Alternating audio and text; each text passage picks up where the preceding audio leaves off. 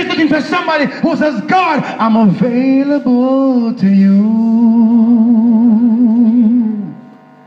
My will I give to you. I'll do. He's looking for somebody who say, yes, Lord. Yes, Lord. From the bottom of my heart. He's looking for somebody who will yield completely to him.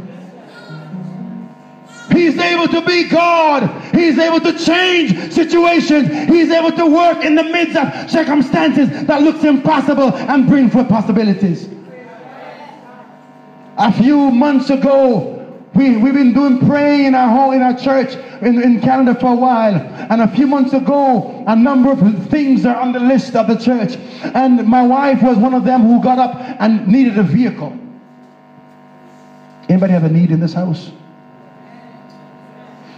My wife needed a vehicle. And she wrote on the paper, a vehicle.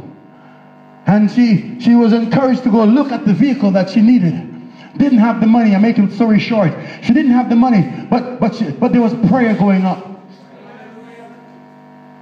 And my wife went and checked out the vehicle, and we were paying for our daughter's car at the time, and we don't have the money to do another vehicle. And so she inquired, do you have this type of vehicle for sale? The people said, are you Mrs. Rapley? And she says, yes. Now we're paying already for a loan. They said, are you Mrs. Rapley? She said, yes. And they said, I have something to tell you. Okay. When they came back and told her, they said, Mrs. Rapley, your loan is paid off. That was your last payment. She says, no, it couldn't be because I still have about 9 more months of payment left on it. The man says, Mrs. Rapley, when the boss said it's paid, it's paid.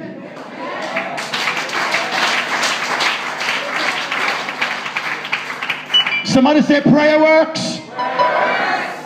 A few weeks later, not too long after that, she went to the car lot and looked at her vehicle and said, I don't have any money. I don't want a loan. I don't want to borrow any money from anybody else. I don't know what my credit is like. And they says, no problem. Give us your information. We'll check it out.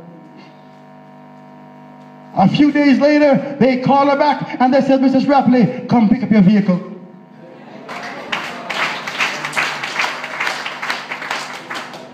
I want to tell us today, you've got to start believing in a God that can do greater things than we can think. I want to stretch your mind beyond what you can see. What you see here is limited. What you can't see is greater. God wants us to get into the realm of the invisible.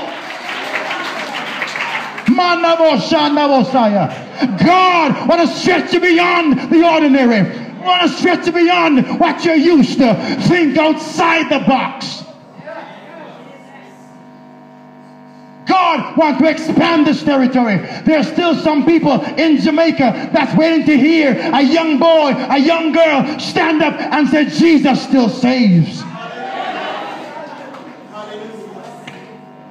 There's still some folks who are getting healing. We had one lady, we had prayer cloth. This is prayer. I'm just testifying. We had a lady who was sick with her back for years, and we handed out some prayer cloth. We prayed over the cloth and we anointed them with oil, and she came back to church to testify. For 23 years, mother, she had this pain in her back, but after receiving this prayer, she came back to church and the pain is gone. You can pray.